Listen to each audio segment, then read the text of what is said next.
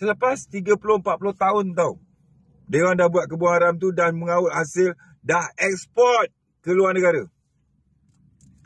Aku nak tanya satu soalan lah. Sehingga ke hari ni kita tengok duk kecoh kat Rauk tu, sampai dengar kata askar turun, PGA turun apa semua ni. Aku nak tanya, mana OKT-nya?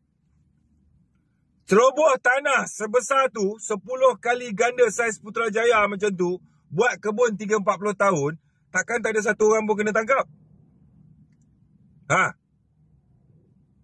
Veteran askar dekat Perak tu, dia cuma masuk je hutan tu. Dia masuk hutan simpan tu, dia keluar. Dia tak buat kebun pun, tak buat apa pun, dia masuk je. Denda RM50,000, 2 tahun penjara. Ini bukan setakat masuk tau. Buat kebun, buat ladang, musang king apa semua. Siap ekspor luar negara dah. 30 tahun dah makan hasil. Hari ni kita tengok polis 20 soal jawab dengan dia dekat tepi kebun tu. Dia duduk bertengkar dengan polis. Aku nak tanya kat ketua polis Pahang lah. Ketua polis Pahang, ketua polis Rauk apa semua ni. Aku nak tanya, tangkapan mana? Takkan tak ada tangkapan. Kalau sebesar tu punya ladang, kurang-kurang 2-30 orang punya penceroboh nak kena tangkap tu. Bersambung-sambung gari patutnya dah bawa pergi mahkamah dah ni. Takkan tak ada kesalahan kot ceroboh tanah macam tu.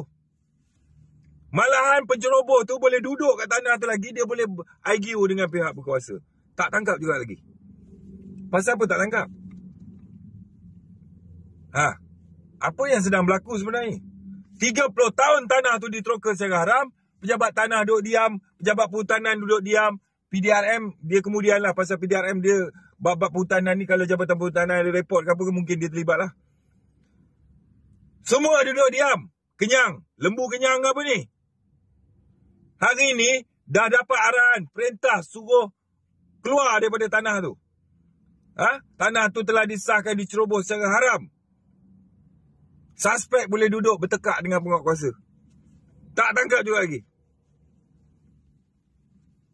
Come on lah.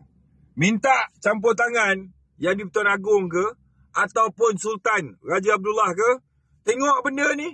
Anwar Ibrahim ni dia sembang saja, madani, keadilan lah, keadilan. Adilan apa macam ni?